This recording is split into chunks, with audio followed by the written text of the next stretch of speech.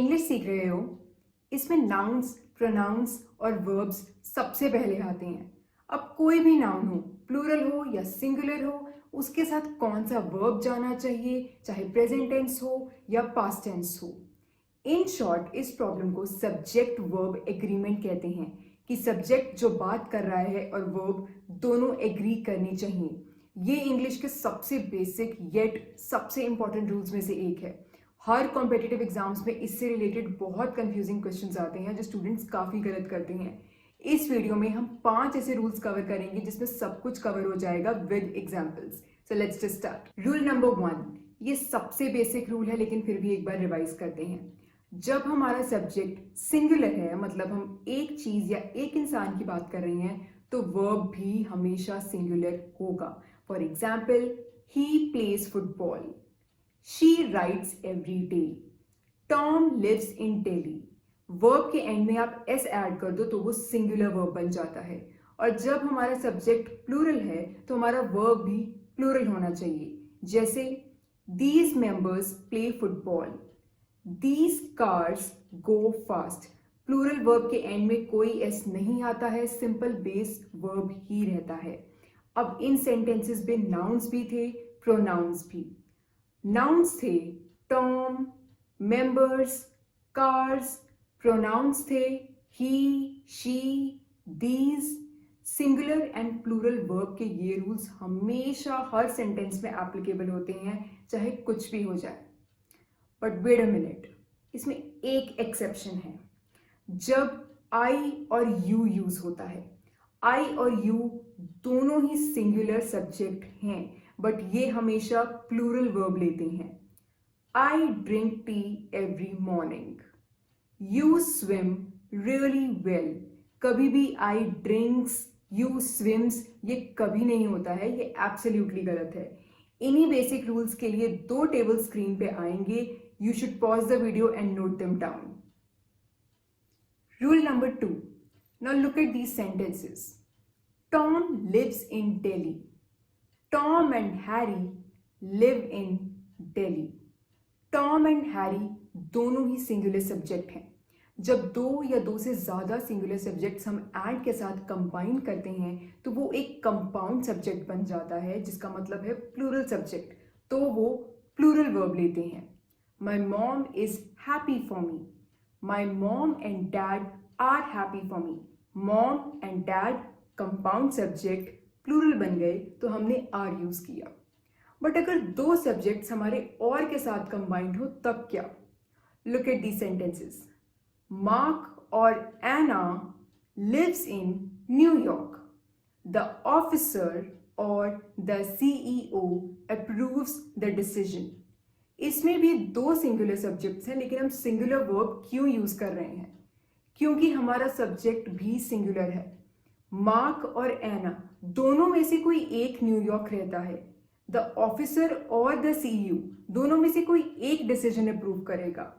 तो नाउन हो या प्रोनाउन हो, अगर सारे और के साथ कंबाइंड है तो हम सिंगुलर वर्ब लेते हैं, क्योंकि किसी एक की बात कर रहे हैं। रूल नंबर 3, अब अगर किसी सेंटेंसेस में डू या डज आते हैं तो उसके साथ कौन सा वर्ब फॉर्म यूज करना चाहिए? Look at these sentences. That boy does not walk to school, you do not make good coffee. I, you, we, they या और सभी प्लूरल्स के साथ डू आता है।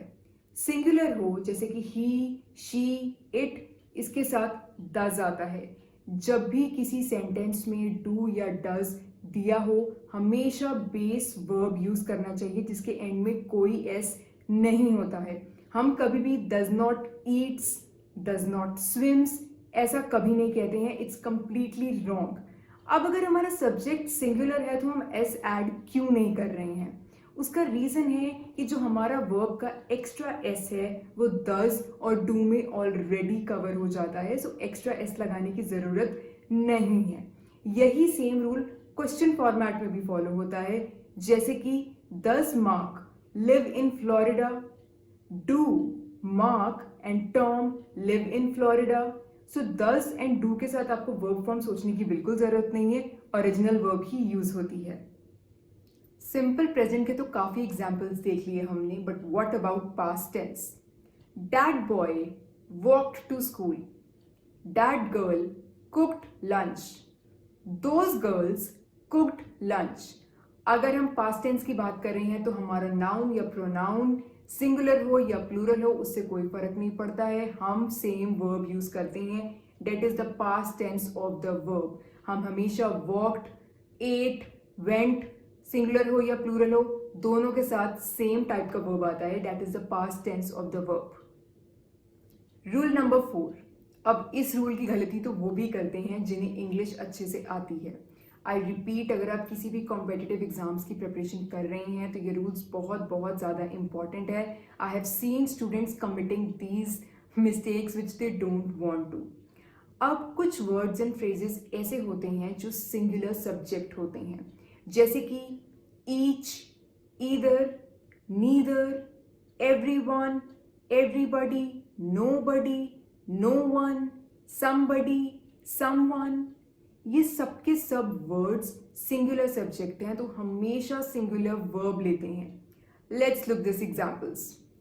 Each of the members is fine. Members words देख के students confuse होते हैं एंड हमेशा गलत ऑप्शन मार्क कर देते हैं। ईच ऑफ द मेंबर्स मतलब हर एक मेंबर, एक ही मेंबर की बात हो रही है सेंटेंस में, हर एक मेंबर इज फाइन तो सिंगुलर सब्जेक्ट है तो सिंगुलर वर्ब आएगा। नीदर पेपर्स वॉज एक्सेप्टेड, एक भी पेपर एक्सेप्ट नहीं हुआ। No one was available to meet. So इस लिस्ट के कोई भी वर्ड या फ्रेज आए हमेशा सिंगुलर वर्ब चूज करो।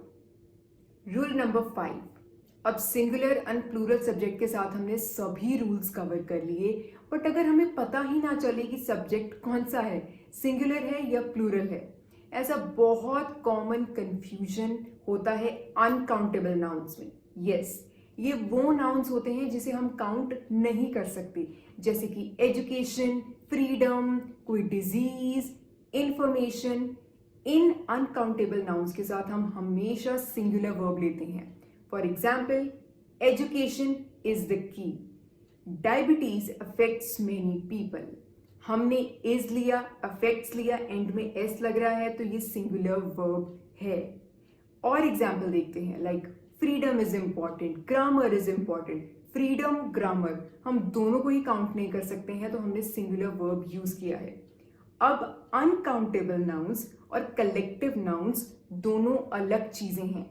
कलेक्टिव नाउन्स बनते हैं एक एक चीज से, जैसे एक ग्रुप बन रहा है तो वो सिंगुलर वर्ब भी ले सकता है और प्लूरल वर्ब भी ले सकता है, लेकिन अनकाउंटेबल नाउन हमेशा सिंगुलर वर्ब लेते हैं।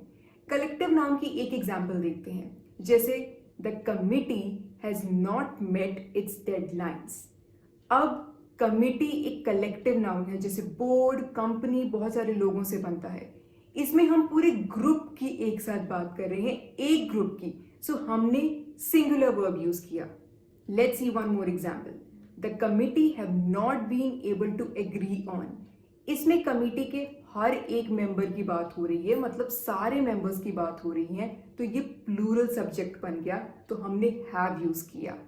I hope subject verb agreement के अब सारे रूल्स एकदम क्रिस्टल क्लियर हो गए, अब गलती नहीं होगी। कमेंट डाउन बिलो अगर आप कोई गलती कर रहे थे और आपका कोई डाउट क्लियर हुआ। Please subscribe to this channel for more such videos, और इंस्टाग्राम पे भी फॉलो कर लो क्योंकि वहाँ पे रोज कोई ना कोई ग्रामर वोकैबुलरी की क्विजेस में देती रहती हूँ for your daily English learning tools.